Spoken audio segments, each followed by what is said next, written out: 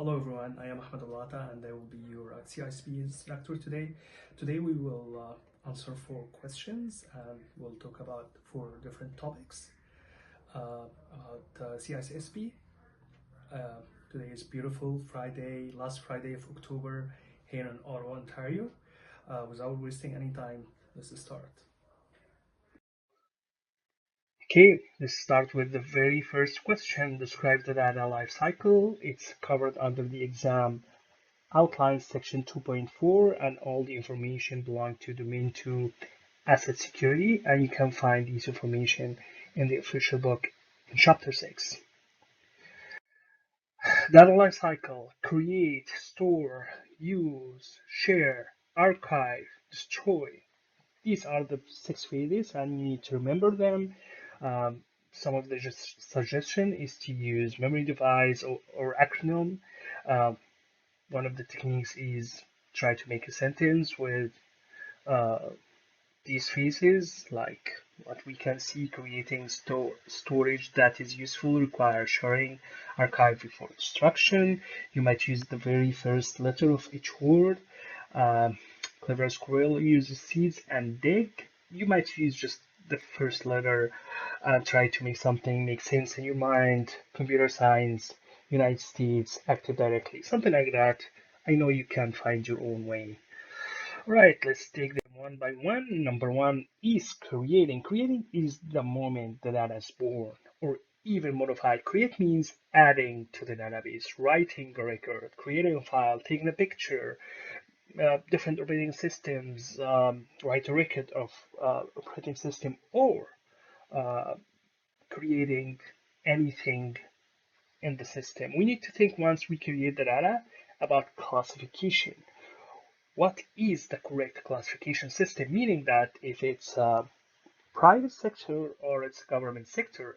In government sector, we have different classification like top secret, secret, and for private sector we have public and private and etc. So we need to use or to use correct classification for our data. Why we need that? Because we cannot treat all the data the same way. It's wrong from security perspective, from management perspective, from every perspective, is to, because you will apply different control depending on the value you have. You don't do that even in your house. Your assets, you don't deal with them the same way. I like my TV too much more than any other device. So classification is important. Uh, Next one, store. Store the data we create needs to be stored somewhere. So the data storage phase normally take place alongside creation. Some of the security control we implement during storage include encryption and access control that prevent unauthorized parties from accessing our data. Don't get confused between data location and data sovereignty or data residency. We will cover those 2 topics on chapter 6. But when we think about location, we think about on-site or off-site, where we need to store or just make copies or store it. If it's on-site, how far? Think about disaster recovery and business continuity. Is it 2 or 3 kilos from the main office? If there is a hurricane, it will be affected. We need to probably put it on another province or area that cannot, when there's a disaster, cannot be affected. Something like that. Data center or the cloud, you need to send it to the cloud. Uh, Probably the cloud is a good option, and you have, let me tell you this, you have the right to ask the cloud provider where, when, where will you store my data? You might ask them, no, this is where my main office. Your office is 2 kilometers from where I live. I'm sure they will provide you with other locations. So you have the right to ask the cloud provider if you decide to go to the cloud. Number three, use of use of the data. Use phase involves activities like viewing or processing the data. We need to make sure that only authorized users can use or modify this data. Authorized users. But of course, we need to protect it. protected with data loss preventions, logging. There are many techniques that we need to apply to protect our data, but there are different places. If it's in the cloud, we might need to put CASB, Cloud Access Security Broker, as a control. If it's through an application, we need to go through the application security techniques and best practices. If it's a human or entity, we need to make only authorized have access to the data through the correct access control configurations and correct privilege. Uh, I would say that data in use, we give it a stab, data in use. I'm not saying that all, it must be data in use, but the majority, when we think about this phase of data lifecycle, the majority is in data in use. Of course, data in transit or data at rest is also included, but the majority, I'm just talking about the majority. Think about it, data in transit. Give them the stab now. Number 3, share. During the share phase, data is exchanged between users, customers, partners. We want to ensure that data is only shared with authorized parties and only in an appropriate way that comply with our regulatory requirements. Now we might think about data sovereignty a little bit. We need also maintain agreements like NDA, non-disclosure agreement, and that NDA need to apply internally and externally as well.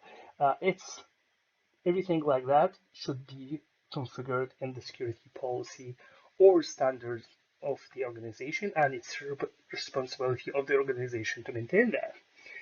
Number 5, oh, data in transit. That's the stamp. The majority of data in share, we think about data in transit. Number 5, archiving the data. Now, not let's say that not all the data is meant to be active forever. Sometimes it just need to be stored for a long time in case it's needed in the future. This is called archiver. It's like data retirement phase. It's no longer in active use. We can't quite delete it yet, maybe because of legal or business requirement. Think of it like storing old record in a safe place. What they are where they are protected but still accessible if you need them. Some laws and regulations dedicate the length of time, might be 1 year, 2 years, might be indefinitely. It's again organizations' responsibility to identify the laws and regulations. Some security consideration, we need to, of course, encrypt the data. What is the stamp here? Oh, it's that address. So yeah, encrypt the data, uh, store it in secure environment. Uh, just if anything happen, uh, and of course, give only authorized persons or authorized users to have access to this data. There is a Boeing lawsuit in 2021. Boeing agreed to pay 2.5 billion settlement with the U.S. Department of Justice to resolve a criminal investigation into 737 MAX lawsuit, and that's for not maintaining the correct retention. Last phase. I love this phase. This is the end.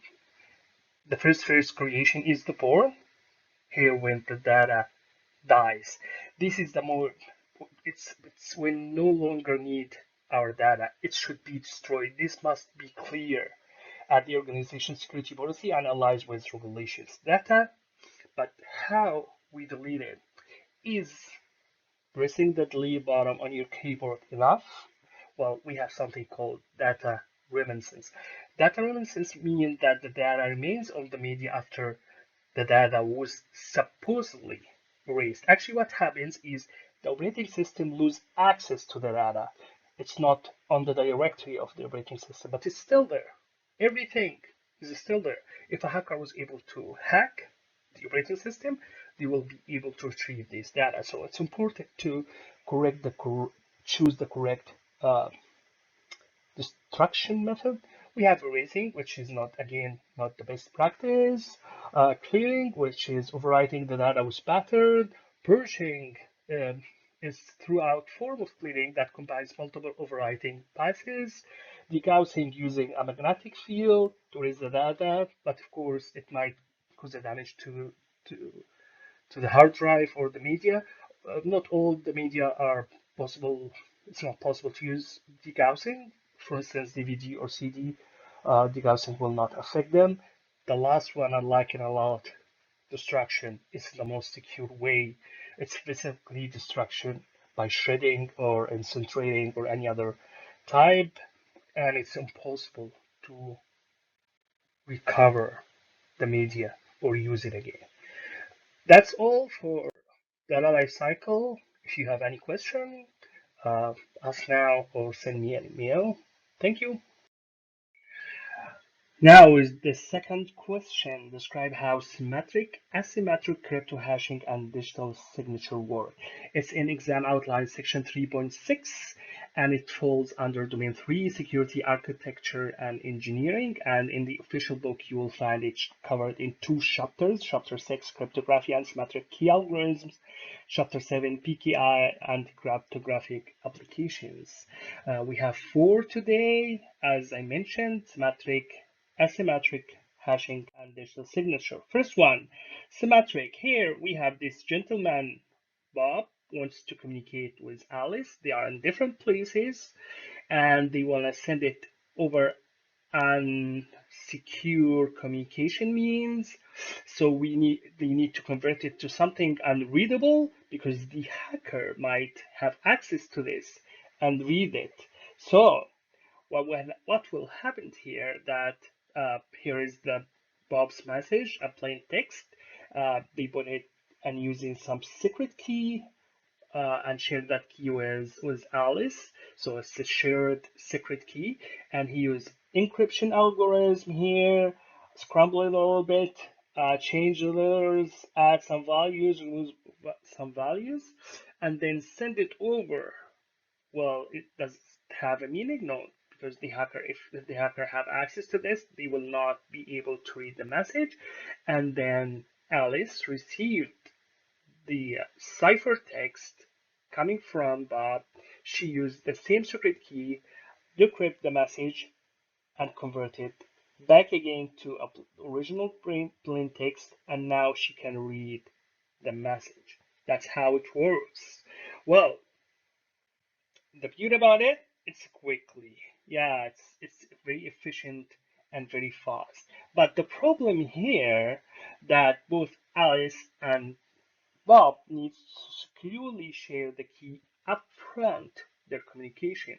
If it's fall in the wrong hand, it's a game over. Now let's move to asymmetric. Oh, there are 2 different keys here. Almost the same thing, except we have 2 different keys. One is called public key, the other is private key. Well, how it works? Well, think of it like a special kind of lock of or key system, but with a twist. You have got 2 keys, public and private. Those are mathematically related somehow, but here's the interesting part. They are different. So one key locks and the other key unlock. How it works, again, if we send a secret message, I use your public key to encrypt the message. Since it's public, anyone can have it, no problem. But once the message is locked with that public key, only your private key can unlock it. That's the beauty about asymmetric encryption. You don't have to worry how to securely share the key. You can shout out your public key from the rooftop, and still secure because only your private key can decrypt it. The only issue with this is its compute takes a lot of time. It's very slow comparing to asymmetric. This is a comparison between the 2 symmetric and asymmetric algorithm and cryptography techniques. As we can see, key distribution is a strength here, its weaknesses here, fast and efficient here. It's the speed because it's slow here, and those are the common algorithm used. We usually use it with the hard drive media like USB or Anything that have a large amount of data, we use it with communication most likely. The keys here we have shared secret key. Here we have two pair of keys, public and private. Now hashing. Well, hashing, the different thing between hashing and the two algorithms we studied, that it's only one way algorithm. But before we start, we will hear the word uh, hashing algorithm cryptography. Is it hashing algorithm? Is it cryptography? Well, it's all together. Uh, it's done by a function, and that function is often implemented using an algorithm like MD5, SHA-1, SHA-2. So in the context of cryptography, it's cryptographic hash function. So just don't get confused when they say hashing function algorithm. Uh, so how it works? Well, it's straightforward. Plain text, hash it, and it's become hash text. One-way function, straightforward. Well, what are the strengths and weaknesses? Well, the primary strength is ability to ensure data integrity, and that's where it's used. It's like a fingerprint of data.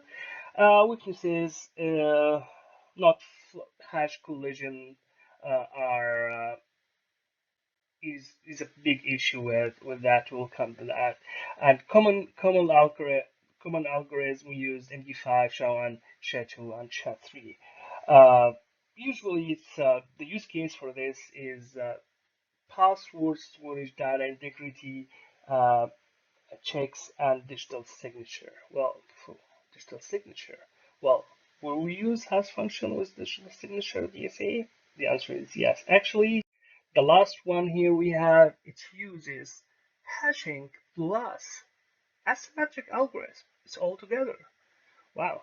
Imagine you're sending an important message, something like a legal document or a contract. You need to make sure that the person on the other end knows it's really from you, that it hasn't been tampered with, and that can later deny sending it. We call it non-repudiation.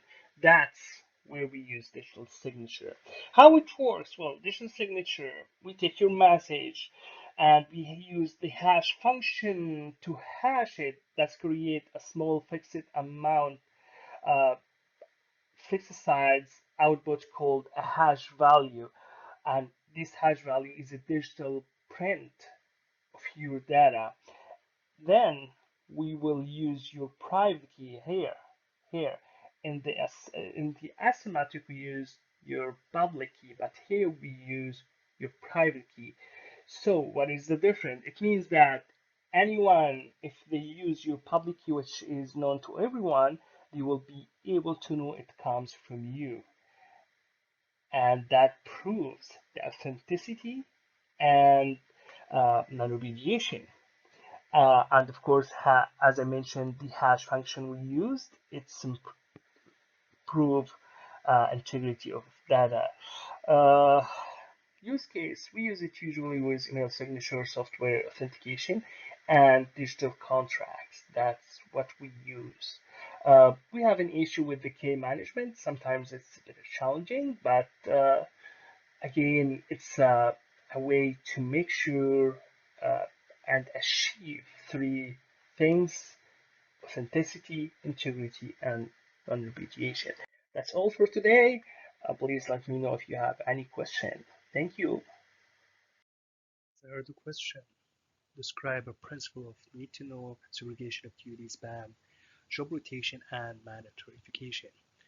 It's in exam outlines section 7.4 and falls under domain 7 security operation, and for the book it's official book chapter 16 managing security operation. We will discover there are overlap with most security principle here, and we will address this overlap and we'll try to address the distinguish or the differences of each concept. Number one, need to know. Need to know principle imposes the requirements to grant user access only to data or resources they need to perform their assigned work tasks. The primary purpose is to keep the data information secret. Actually, you need to know as a concept encompasses, it's an umbrella for many security concepts. Excuse me, we need to ask the question of why.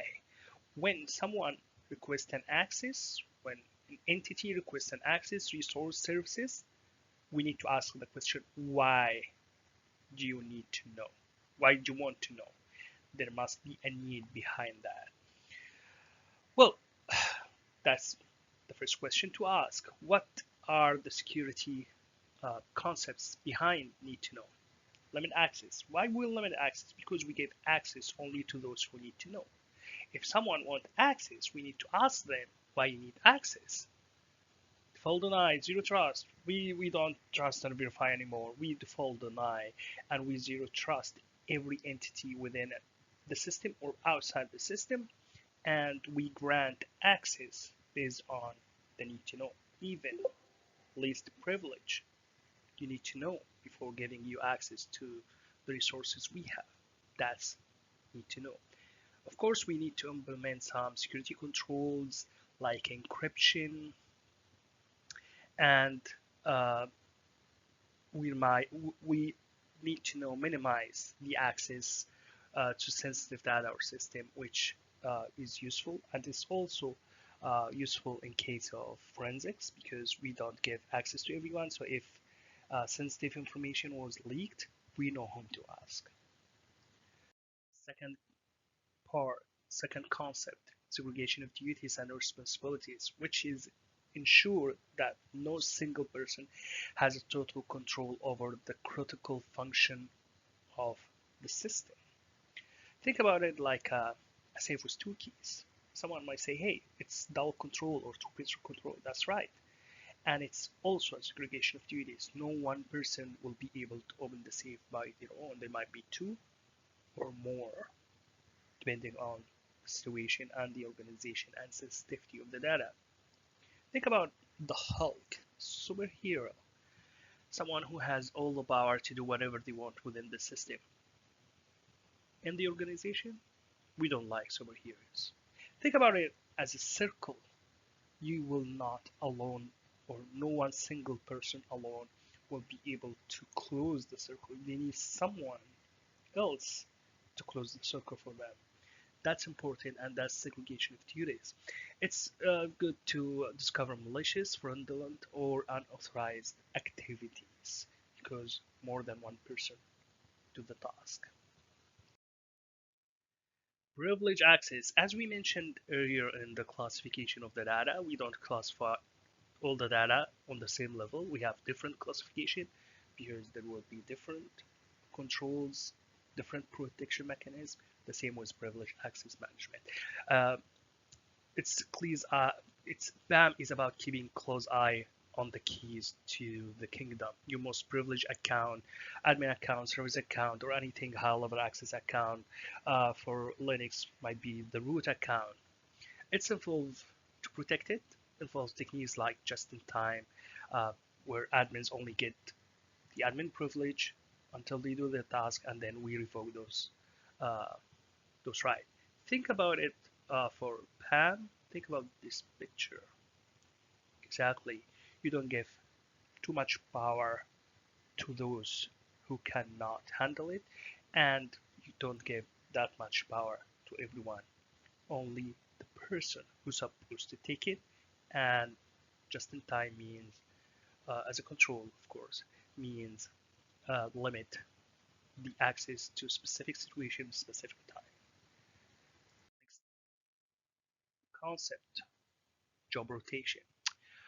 Job rotation is the idea is not let someone stay in the same position for too long. Why? Because if someone person always handle a particular job, they could hide a fraud or security uh, issues. Job rotation not only help prevent this, but it's also keep the employee versatile and cross-trained. It's harder for bad behavior to go unnoticed with fresh eyes regularly look at the thing. How to think about job rotation? Think about it like a musical chair. Chairs here represent the rules, and those are the players. Again, it's peer review, it's reduced fraud, It's enable cross-training, which means that you don't have one single point of failure. You have, if specific employee leave the organization, if he's sick or if she's sick, if they are sick, then you have cross-training. You have a replacement that can do the job. There's no single point of failure. It's useful in deterrent and detection techniques.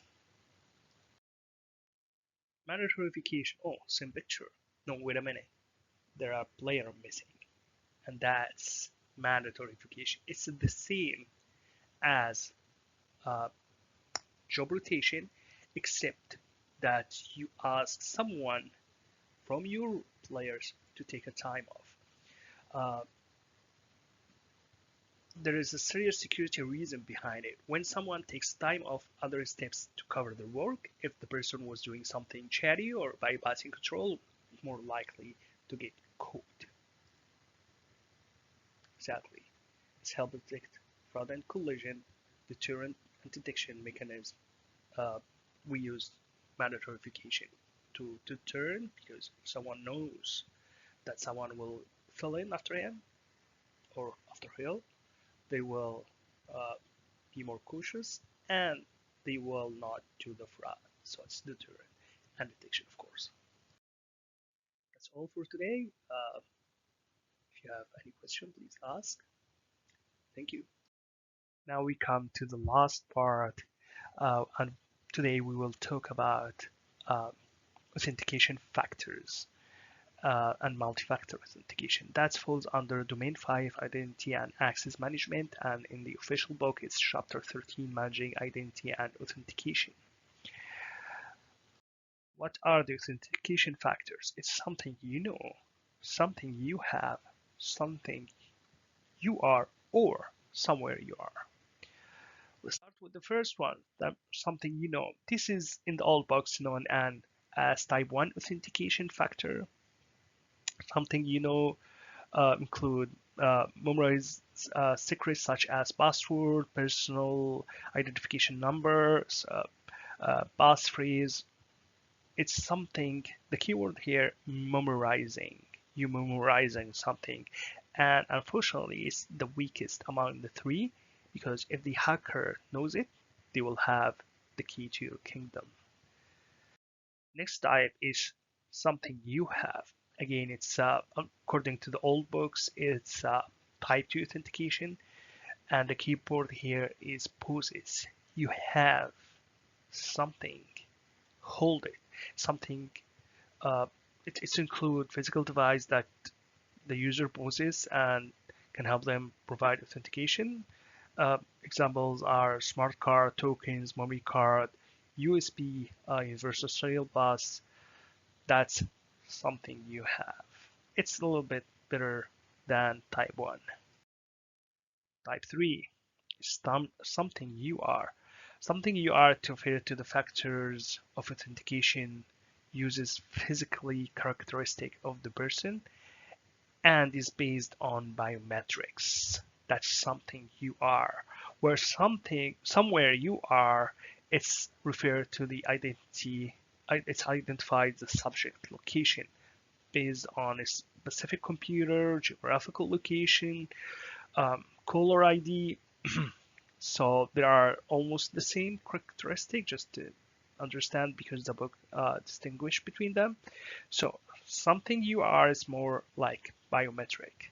The keyword here is the characteristic of the person. It's better than type 1 or type 2. An example to that is palm scanner, iris scanner, retina scanner, and fingerprint scan. Now, with the three factors we studied, we need to combine two factors that makes us more secure, like having something you know plus something you have all together to authenticate a user, and that's called two-factor, and in the same time it's called multi-factor. So if you see that on the exam, don't get confused. Multi-factor is two-factor and two-factor is multi-factor, but you might have three factors or four factors, so understand that. In contrast, of course, single-factor authentication is only use something you know even if you use more than a technique within something you know, but it's still one-factor authentication. Uh, we have also something called context-aware authentication. It's usually used on mobile device management, like authenticate the user, use their location, time of the day, mobile device, and that's a multi-layer authentication. That's a new word, multi-layer authentication. Now we need to distinguish between multi-layer authentication and multi-factor authentication. Multi-layer means that uh, we do a separate security check across different stage of layers of access. For instance, logging using VPN. VPN, where is VPN residence? It residence on the communication. It's not in the authentication. That's multi-layer. Multi-factor for the CSSP exam, you need to distinguish between multi-factor authentication and multi-layer authentication. Multi-factor authentication residence within the same layer. Something you know plus something you have plus something you are combined between the two or three of them or four of them, where multi-layer is a different layer of security. You need to understand that. I think that's all for today, and please let me know if you have any questions. Thank you.